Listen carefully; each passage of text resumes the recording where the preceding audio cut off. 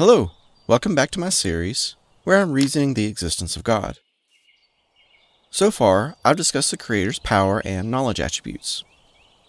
I think these are pretty straightforward. It seems reasonable to assume the Creator would need the ability and the know-how to create the universe. When I think about what else would be needed, it seems like something more is required than simply having power and knowledge. Talented people, for example, have more than knowledge and physical ability to excel at a skill. With us humans, a talent usually evolves from our ability to learn quickly and apply ourselves to a rigorous practice. And when talent is achieved, we demonstrate a technical mastery or control over our physical or mental strengths. The question is, what level of talent or mastery over one's own abilities would the Creator possess? Let's again consider the observable universe and see what it reveals about the next attribute. Everywhere we look, there are these laws of nature, and it appears these laws are fine-tuned. I know the idea of fine-tuning is misstated by many creationists, but I first heard this idea in discussions on the anthropic principle when I was a physics student. The anthropic principle was first proposed in 1957 by a physicist named Robert Dicke. This principle stems from observations about the laws of nature and the parameters the universe appears to have, which allow the conditions for life as we know it to exist. Roberto Trotta at Physics World has a simple explanation of this idea. I'll put a link in the description to his video. What I'd like to do instead is just pick one of these parameters in the universe. If a being created the universe with the intention of creating life in it, then these laws of nature should show the level of skill the Creator possesses. The constant I'd like to consider is called the fine structure constant. I'm going to avoid going in depth on what this fine structure represents. I'll just hint at its significance. This one value consists of four other constants used in physics. There's the electric constant, epsilon naught, E, which is the electric charge of an electron, H or h bar, which is the reduced Planck's constant, and C, which is probably the best known constant, the speed of light. Astronomers at the European Southern Observatory's Very Large Telescope were able to measure the value of the fine structure constant from a quasar billions of light years away. The value of the constant was consistent with measurements conducted here on Earth, and they directly measured the variation over time to be less than 0.6 parts per million. If you would like to read their paper, I added a link in the description. This study showed there was virtually no change in the constant's value over the history of the universe. And the fine structure constant is one of the parameters for the universe which seem to be fine-tuned for life as well. For your reading pleasure, you may also like to read this paper by John D. Barrow from the Center of Mathematical Science at Cambridge. Link is in the description. In the cases given, the fine structure constant must reside in a narrow range, between 1 over 180 and 1 over 85. If the value was any smaller, complex molecules for life wouldn't form. If the value was any larger, then stars wouldn't exist. Barrow later states in his paper, physicists see these underlying laws, symmetries, and the mathematical structure of the physical world as the primary source of wonder and inquiry in their scientific work. He suggests, almost all physicists would say the universe is obviously designed in the sense that it possesses order. It isn't random. It isn't a muddle of half-baked structures and unreliable laws. Where they would differ is on the issue of what the cause of such design is. And I would agree with his assessment. There are alternative theories, such as the multiverse, to explain this order. This may be a point of contention, so let me go on to say fine-tuning, in itself, wouldn't prove a supernatural being exists, or prove the multiverse exists for that matter. As for the scope of my study, however, the underlying laws, symmetries, and mathematical structure of the universe describes the nature of this third attribute the Creator possesses. First and foremost, and assuming the Creator's purpose was ultimately to create things like stars, galaxies, and life, these laws of nature exhibit the mastery and control the Creator has over His creation. Randomness, in the physical laws, would show there isn't a well-defined structure of the universe. In the modern day, we have the ability to peer back in space and time and see the extent of this orderly precision.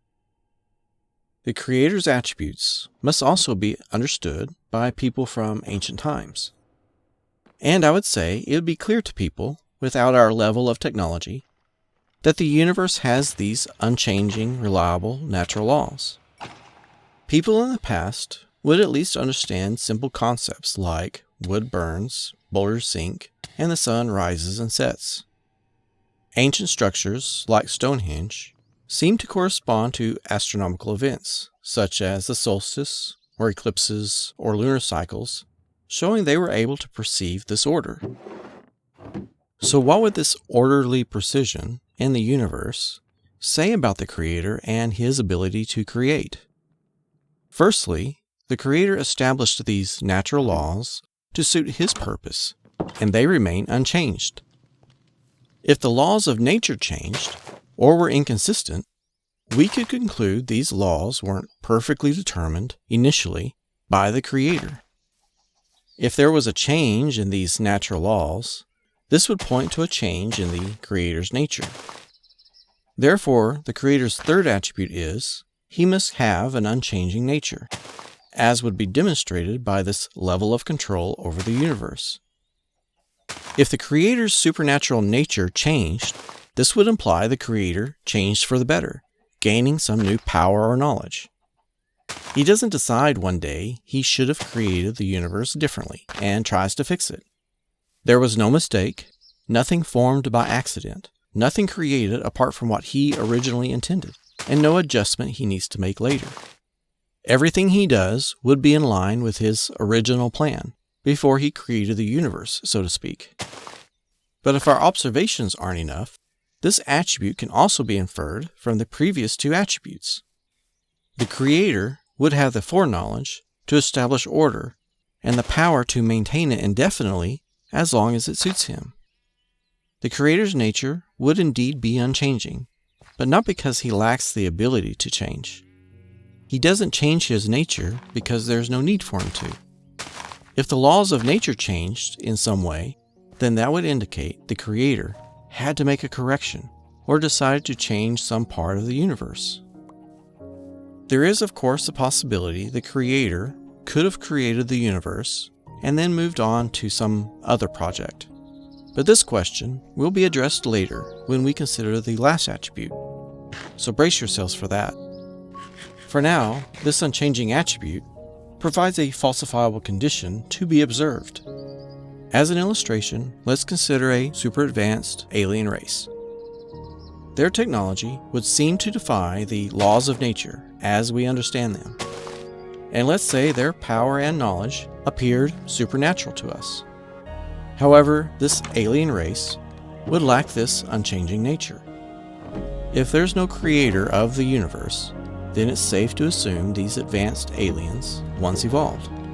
Not that I believe in evolution, but let's assume it's true in this case. In spite of their advancement, these aliens could change in some form or fashion. Would they ever change their agenda? Would they ever gain newfound abilities or technology? Would they ever decide visiting us was a mistake? Evolution, by its nature, is a mechanism which brings about changes.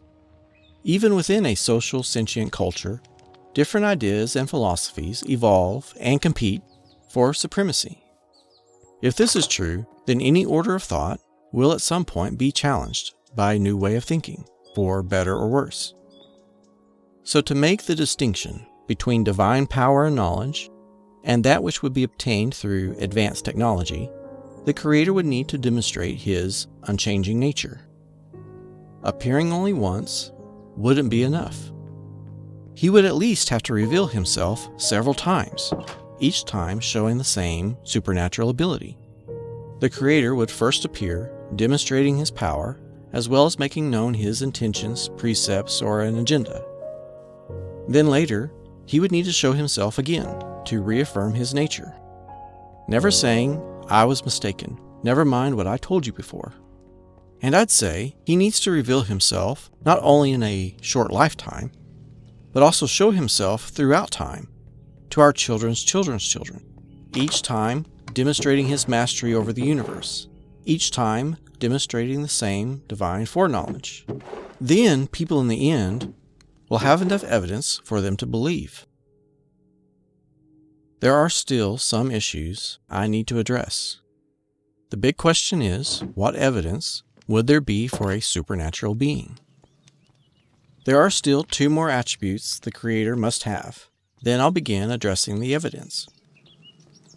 Feel free to leave your thoughts in the comments, and feel free to speak your mind. We together are seeking the truth, no matter where it leads. Thanks for watching, and I look forward to seeing all of you in the next episode. Goodbye for now.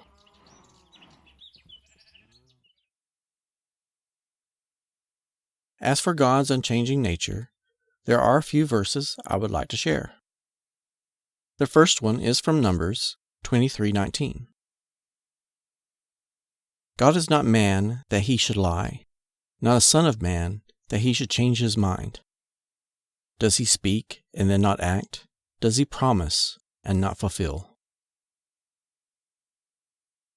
It is he who made the earth by his power, who established the world by his wisdom, and by his understanding stretched out the heavens.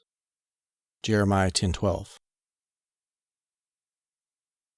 The world is established. It shall never be moved. 1 Chronicles 16:30. And what about Jesus' unchanging nature? Jesus Christ is the same yesterday and today and forever. Do not be led away by diverse and strange teachings. Hebrews 13:8. Every good and perfect gift is from above, coming down from the Father of the heavenly lights, who does not change like shifting shadows. James 1:17. Thank you for watching.